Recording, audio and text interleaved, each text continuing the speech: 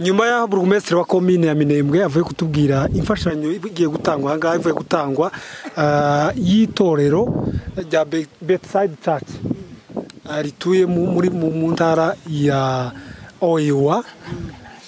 Hanyuma uyu munsi rero turi kumwe n'uhagarariye abamama ishyirahamwe rya Humura ry'abapfakazi bato bato bagiye bagira ibibazo muri izi ntambara. Yvonne Nyagiciro urashobora kutubwira iki? Byukuri turishimye cyane kandi turanezerewe muri kino gitondo, twishimye cyane. Uyu munsi twaje gufata imfashanyo y'ubuzu y'ababyeyi bacu batuye muri leta ya Iowa, itorero rya Bedside Church iyobowe n'umurevera witwa Ntwari Gakunzi. Mu by'ukuri turabashimiye cyane byimazeyo, turishimye tuguye neza kubona zino mpuzu mwatwambitse, kuba mwaradutekereje mukabona kuko ari ngombwa. Umutima wuzuye ibineza neza, ni ukuri ko ndabura uko nabivuga, ariko ni ukuri turabashimiye mu izina ry'abapfakazi bose bahagaze hano, mu izina rya Humura turabashimira. Imana y'umujuru ibaheze imigisha aho mwakoze, muzongerekeye ibindi biruta, n'ubundi nanone mukomeze mudufashe. Urabona uyu munsi mwatwambitse ibuzu turaberewe, ariko nanone dufite ikibazo cyo guhinga uko turahinga ibishanga.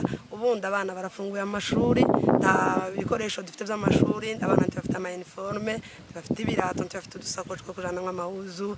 Urabona ibyo byose ni ibibazo, ariko kandi kubera kuko tubafite, kubera kuko muri abagabo mwadushize, ni ukuri Imana y'umujuru ikomeze ibafashe. N'ubundi ntimurekera aha, mutwambikira abana babone uko baja ku ishuri no kubarihira. Urabona hano turi ku kigo ca IEM kirishwa amafaranga menshi, n'abana bacu niho bigira. Nanone bakomeze badutere inkunga, abana bacu bige neza kugira ngo natwe ejo hacu hazobe heza.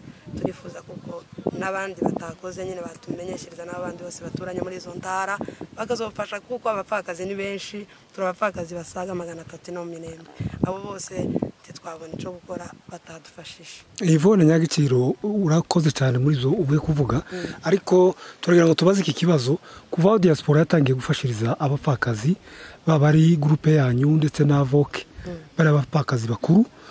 Ubu ngubu murabona abapfakazi ubwigunge bwarashize, kugenda basa n'abafite ibitekerezo byinshi bimeze gute? Muzukuri ubwigunge bwarashize kuva tubonye n'umuyobozi wacu burugumesitiri, n'ukuri yatubaye hafi, yaradushize, yaratugaburiye, yaratwambitse. kuba mubona dusuku dusa kenshi hari mu bwoko bwiwe, rimwe na rimwe hari abaremera isukari ya buri munsi, hari abagaburira uwagize ikibazo tukamwirukira akadufasha, akanadusabira nyine akibutsa abantu bakadufasha.